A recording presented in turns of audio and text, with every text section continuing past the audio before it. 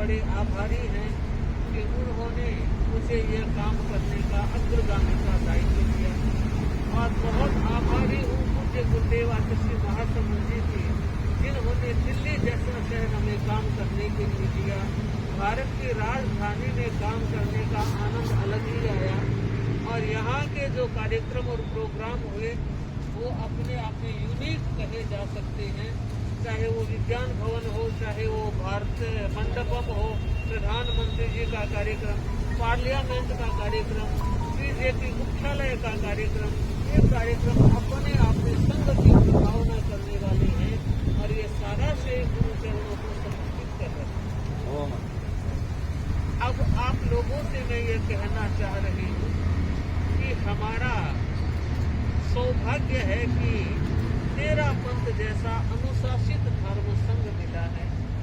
तेरा पंथ जैसा प्राणवान और मर्यादावान धर्म संघ मिला है। यहाँ के साथी आचार्य निष्ठ होते हैं, गण निष्ठ होते हैं, तो यहाँ का श्रावक समाज भी उतना ही गुरु के प्रति समर्पित रहता है। यह बहुत बड़ी बात है कि एक गुरु के अनुशासन में आप और हम सब आत्मा का उद्धार कर रहे हैं, आत्मा का कल्याण कर रहे हैं, आत्मा का हित कर रहे हैं।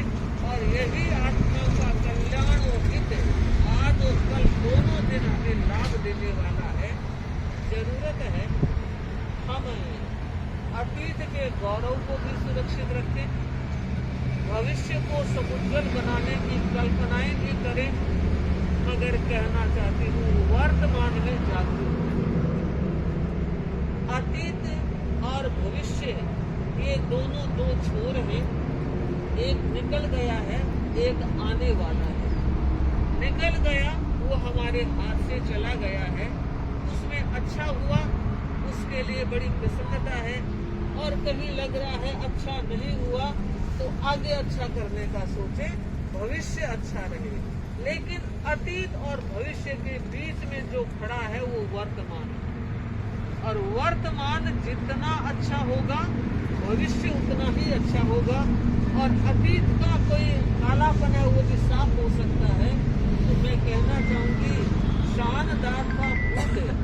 शानदार था भूत और भविष्य भी महान है, पर उसे संभाले आप जो वर्तमान है, उसे संभाले आप जो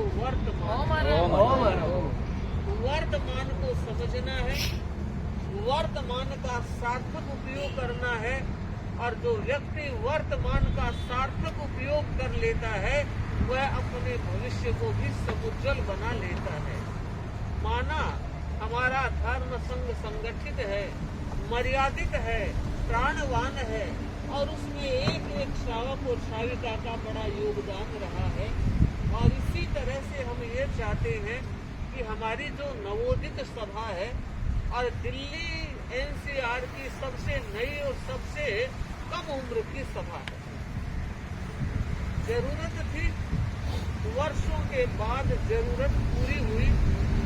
और उस जरूरत को पूरा करने में जो नेतृत्व के हाथ मिले हैं वो अपने आप में महत्वपूर्ण है। अभी बहन सुमन ने कहा कि महाराज उनकी पहली मीटिंग को देखकर मुझे बड़ी प्रसन्नता हुई। मैं बताना ये चाह रही हूँ कि मनोज और आलोक के मन में कितनी कल्पनाएं हैं। इन्होंने मुझे कहा महाराज हमें कुछ गाइडलाइन दीजिए, हम मीटिंग में क्या करें।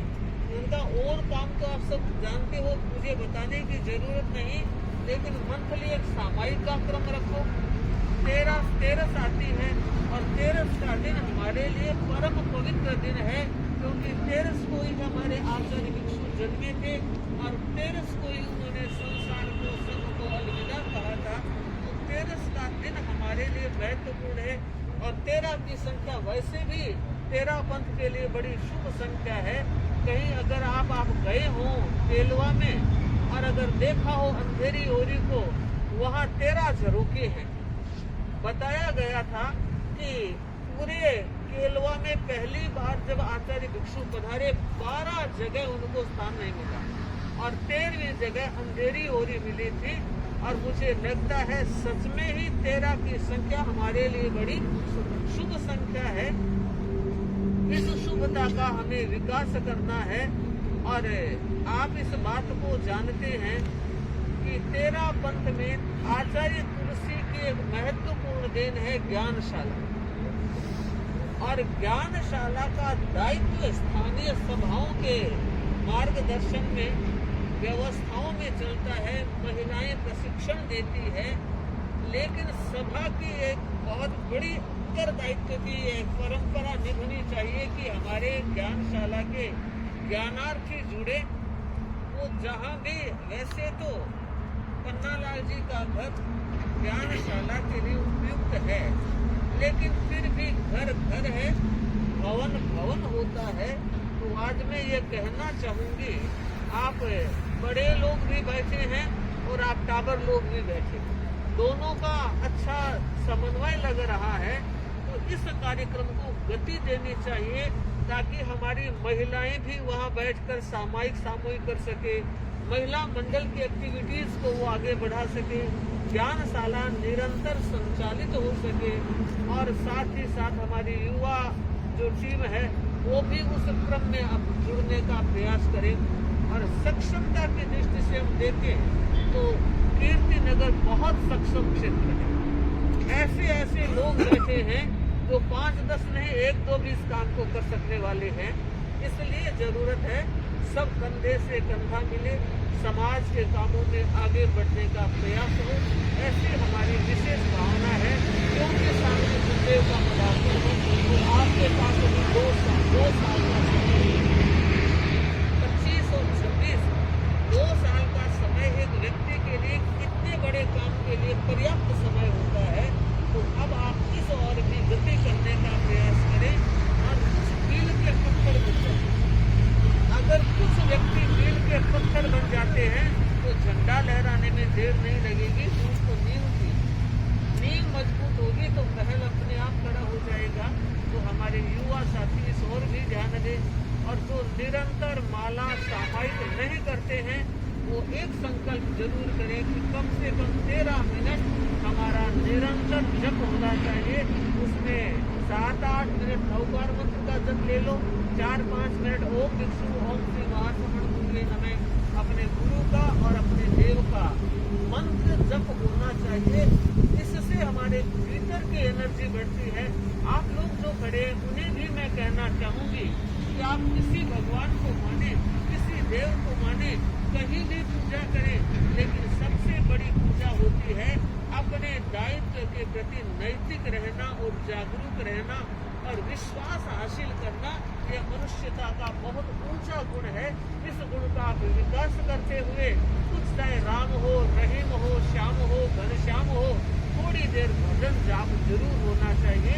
इसी मंगल भाव के साथ मैं कहना चाहूंगी भाई छतर जी जो आज हमारे बीच हैं, और मुझे बड़ी प्रसन्नता है कि दोनों भाइयों को धर्म दलाली में आगे बढ़ाने का श्रेय हमें मिला, ये गुरुदेव से मिला है।